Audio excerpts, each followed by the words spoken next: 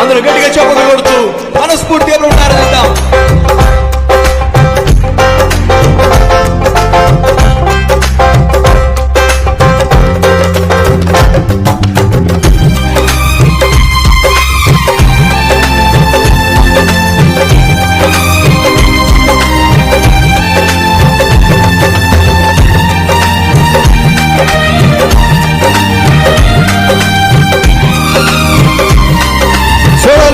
యెహోవా నా బలమా, యెహోవా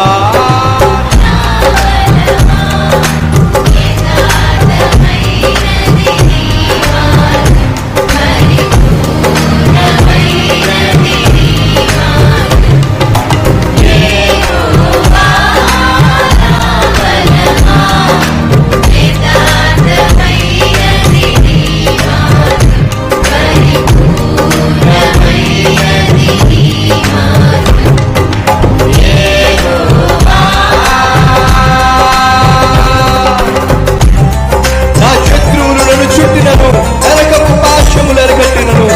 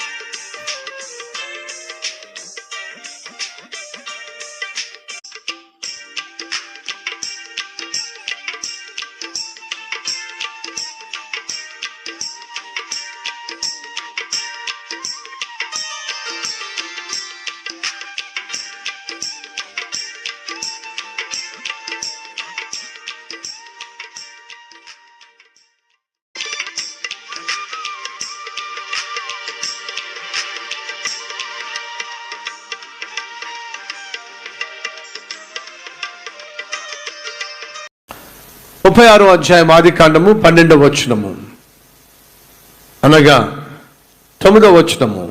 సేయీరు మన్యములో నివసించిన ఎదోమీయుల తండ్రి అయిన ఏశావు వంశావళి ఇదే. ఎదోమీయుల తండ్రి అయిన ఏశావు వంశావళి ఇదే. ఎదోమీయుడు, ఈ మాట జ్ఞాపకం పెట్టుకోండి. ఎదోమీయుడు ఎవరు వంశము? ఏశావు వంశము. మీకు ఎవరికైనా జ్ఞాపకం ఉందా? యేసుక్రీస్తు బెత్లెహేములో జన్మించినప్పుడు జ్ఞానులు వచ్చి యేసయ్యను దర్శించినప్పుడు, ఆ దర్శించే ప్రక్రియలో హేరోదు రాజు దగ్గరకు వెళ్ళినప్పుడు, హేరోదు రాజు మీరు వెళ్ళి ఆ యేసును దర్శించి వచ్చి నాకు చెప్పండి, నేను వచ్చి ఆయన ఆరాధిస్తాను అబద్ధమాడినప్పుడు, జ్ఞానులు యేసుక్రీస్తు యొక్క వివరాలు తెలియకుండా వెళ్ళిపోయినప్పుడు హేరోదు ఏం చేశాడో తెలుసా?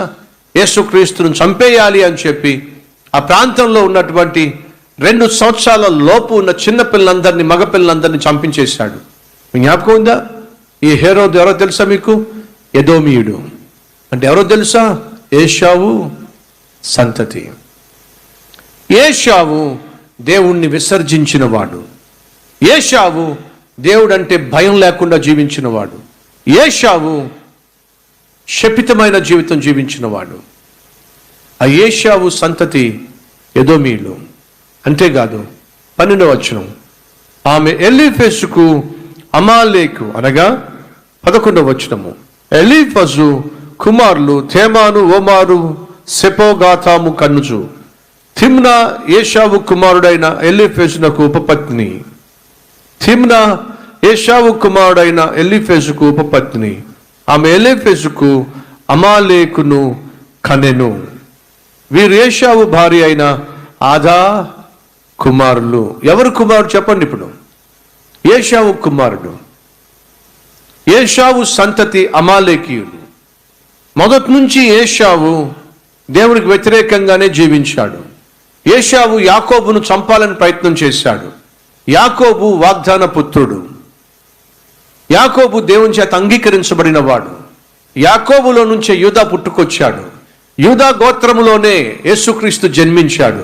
అనగా యాకోబు నుంచి యూదా పుట్టుకొస్తే, యూదా నుంచి దావీదు పుట్టుకొస్తే, దావీదు వంశంలో యేసుక్రీస్తు జన్మించాడు. సైతానుకు ఇదంతా తెలుసు. యేసుక్రీస్తు ఈ భూమి మీద జన్మించకుండా ఉండాలి అంటే ఏం చేయాలి? యాకోబును చంపేసేయాలి.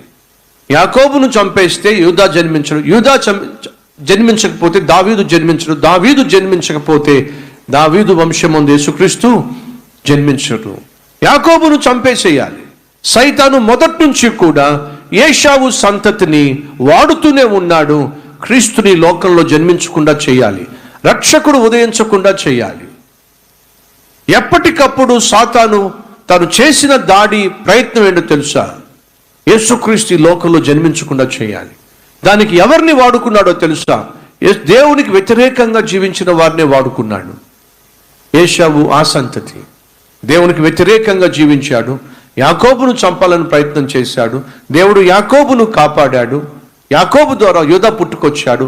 యూదా వంశంలోనే, యూదా గోత్రములోనే దావీదు జన్మించాడు. దావీదులో నుండే యేసుక్రీస్తు జన్మించాడు.